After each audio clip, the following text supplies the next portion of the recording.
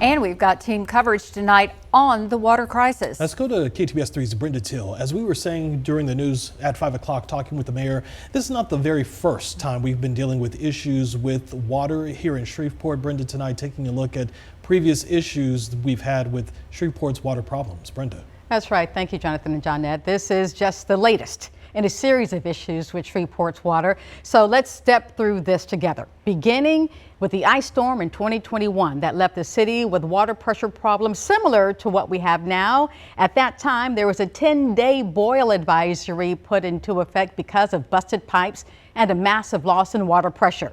Now, at that time, the mayor noted the city's aging pipes and valves were susceptible to the freezing conditions. Then, in 2022, a drone inspection showed even more problems with the water system. Holes were found in the roof of elevated storage tanks, and that led to another citywide boil advisory. Now, because of the ongoing problems, the Louisiana Department of Health gave the city's water a failing grade in 2023. They cited infrastructure deficiencies and disinfection byproduct violations. In 2024, the F was upgraded to a D in consideration of long-term projects to improve the system. Then we all remember the problem with the mineral manganese. That happened in 2024. The water was brown, but the city said it was safe to drink. The problem was blamed on water in Cross Lake. The same in the winter of the same year when the warm winter weather caused algal blooms.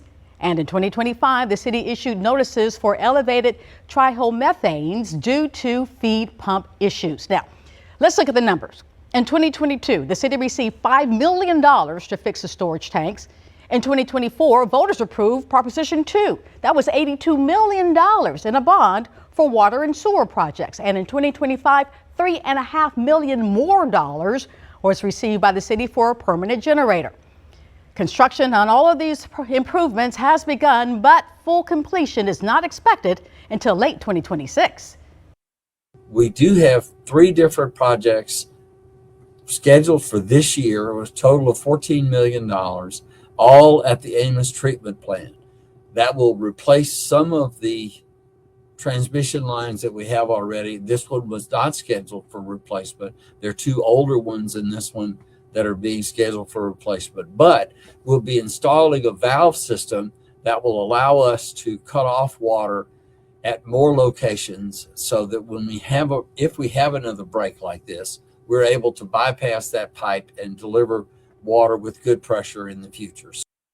And as you just heard the mayor say, that busted water main is at the root of today's water pressure problem, but not necessarily a part of that 2024 bond. It is a part, there is that $14 million repair taking place. Whether or not this is included in the $82 million bond is another question. Of course, we will continue to follow this story for you. And we just heard the mayor said that the emergency repairs on this will be well into the millions of dollars. So we'll definitely see how that price tag plays out. Brenda, thanks so much.